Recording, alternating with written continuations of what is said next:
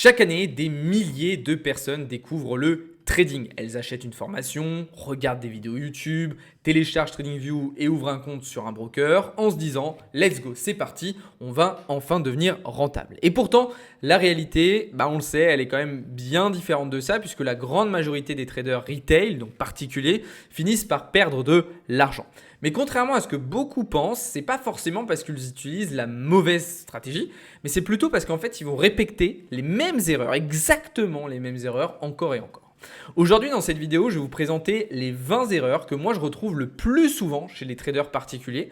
Donc ne vous inquiétez pas si vous en reconnaissez plusieurs chez vous, il ne faut pas culpabiliser. L'objectif de cette vidéo, c'est pas du tout de vous juger, ça va être plutôt au contraire de vous faire gagner des années d'apprentissage et d'expérience.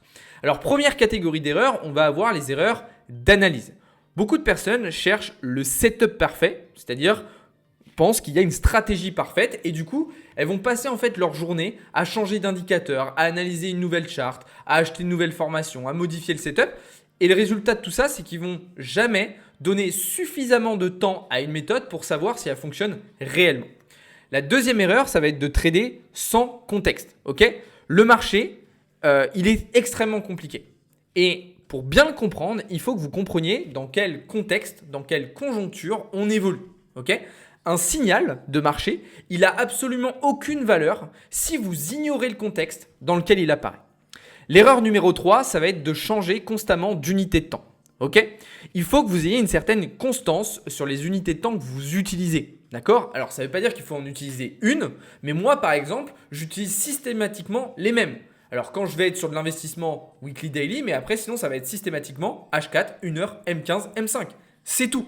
Je ne vais pas m'amuser à aller voir en 45 minutes, en 3 heures et ainsi de suite et ainsi de suite. Il faut que vous ayez une certaine constance dans votre stratégie sur les unités de temps que vous utilisez.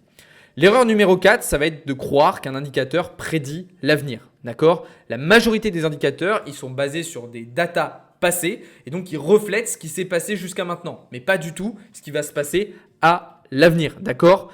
Un indicateur, il est là pour transformer des données, en quelque chose de visuel, de représentatif. D'accord ? Donc ne faites pas cette erreur-là, c'est très important. Et enfin, l'erreur numéro 5 en termes d'analyse, ça va être de voir des figures partout. Là, je vous réfère à la vidéo sur les figures chartistes que je vous ai faite il y a quelques jours qui explique en détail tout ça.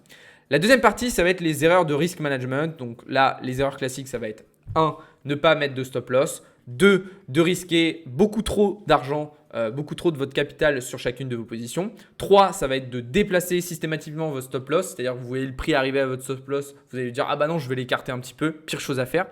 L'erreur numéro 4, ça va être de couper vos gains trop tôt. Et enfin, ça va être de laisser courir vos pertes. C'est très important d'avoir le raisonnement inverse. On laisse courir les gains, on coupe rapidement les pertes. Je sais que ce n'est pas facile, mais vous devez ne pas avoir d'espoir quand vous êtes en perte et au contraire, laisser courir les gains, avoir espoir quand vous êtes dans le vert. C'est un peu le raisonnement inverse qu'il faut avoir que la plupart des personnes ont, qui en général ont peur en fait quand elles sont en train de gagner, donc coupent rapidement les gains et elles ont espoir que le trade reparte en positif quand elles sont en négatif. C'est un petit peu un problème qu'on retrouve de manière très récurrente. Ensuite, on a les erreurs psychologiques. Donc, la première, ça va être le revenge trading. On a perdu un trade, on est énervé, on a envie de se venger sur le marché. Du coup, on reprend une position directe et généralement, on repère encore. La deuxième, ça va être tout simplement le FOMO. La peur de louper une opportunité. On va prendre un trade sans trop réfléchir, sans trop analyser, tout simplement parce qu'on a vu un mec sur Twitter dire « Oh, ce truc-là, il faut l'acheter ». L'erreur numéro 3, ça va être l'overtrading. Donc là, c'est important que vous fixiez des règles, d'accord ? Savoir s'arrêter lorsqu'on a enchaîné trop de gains ou lorsqu'on a enchaîné trop de pertes. Trader trop, ça sert à rien. En trading, c'est toujours une question de qualité, et non pas de quantité, justement. Ensuite, l'erreur d'après, ça va être de ne pas accepter les pertes et de se dire « Ok, bon bah voilà, j'ai perdu, je suis une merde » ou alors tout simplement de chercher à éviter totalement la perte. Vous ne devez pas avoir peur de perdre en trading, c'est pas grave du tout de perdre. Ça fait totalement partie du jeu. Aucun trader n'a 100% de win rate sur plusieurs années. Vous devez comprendre que les pertes, elles font partie du jeu. Vous devez du coup les anticiper et les intégrer à votre stratégie. D'où l'importance ici de connaître son win rate. Et enfin, la dernière erreur psychologique, ça va être de vouloir se refaire immédiatement. Alors, on est un peu dans la continuité du revenge trading, c'est-à-dire que voilà, on va perdre un trade, et on va se dire, ok, il faut tout de suite que je regagne pour combler la perte. Vraiment très très très mauvaise idée. Généralement, on augmente tout simplement la perte en faisant ça. La partie 4, ça va être les erreurs de méthode. Donc là, la première erreur qu'on va retrouver dans cette catégorie, ça va être de ne pas backtester. Okay, vous ne pouvez pas savoir si votre stratégie est bonne si vous n'avez pas de statistiques sur celle-ci et si vous ne l'avez pas justement testée pour voir si elle fonctionne. Okay, si vous ne l'avez pas fait, vous n'avez pas une stratégie, vous avez simplement une opinion. L'erreur suivante, ça va être de ne pas avoir de journal de trading. Alors là, pour moi, c'est l'erreur la plus importante. Si vous n'avez pas de journal de trading, de toute façon, vous êtes mort. C'est impossible que vous soyez rentable en trading si vous n'avez pas de journal. Alors vous allez peut-être être rentable sur 1 ou 2 semaines, mais dans le temps, c'est totalement impossible. L'erreur suivante, ça va être de copier les autres. Ok, ça sert à rien. Ça sert clairement à rien. Alors oui, effectivement, ça va être intéressant de regarder ce que font les autres, mais ça va être surtout intéressant de comprendre ce que font les autres.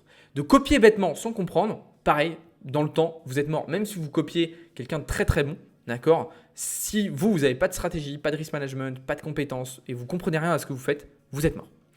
L'erreur suivante, ça va être de chercher des certitudes. Encore une fois, le trading, c'est des probabilités. Vous n'aurez jamais la certitude totale de gagner un trade.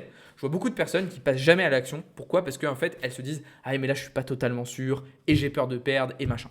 Pareil, arrêtez de penser comme ça, vous êtes mort. Vous êtes mort. Le trading, c'est des probabilités. Donc forcément, de temps en temps, on va perdre. Même si on trouvait que le setup était de qualité, il peut toujours y avoir une raison ou une autre qui va faire que finalement, le marché va aller dans la mauvaise direction. En tout cas, pas dans celle qu'on avait anticipée. Et enfin, la dernière erreur, ça va être de penser que le trading est un moyen d'enrichissement rapide. Là, très clairement, enlevez-vous ça de la tête. Le trading, c'est un marathon, c'est pas du tout un sprint, d'accord ? Donc, le trading, c'est une compétence comme la médecine, comme le piano, comme le pilotage. Ok, on ne devient pas excellent en quelques semaines seulement. Ceux qui vous promettent le contraire sont des charlatans, d'accord ? Ils vous vendent du rêve, c'est totalement faux, d'accord ? Donc, soyez patient, soyez persévérant, c'est ça qui fera littéralement la différence. Voilà, j'espère que cette petite vidéo vous aura plu. Dites-moi dans les commentaires, vous, quelle est l'erreur qui vous a coûté le plus d'argent. Abonnez-vous si vous ne l'êtes pas encore et je vous dis à très bientôt pour une prochaine vidéo. Ciao tout le monde, c'était Alex pour Alpha Protocol.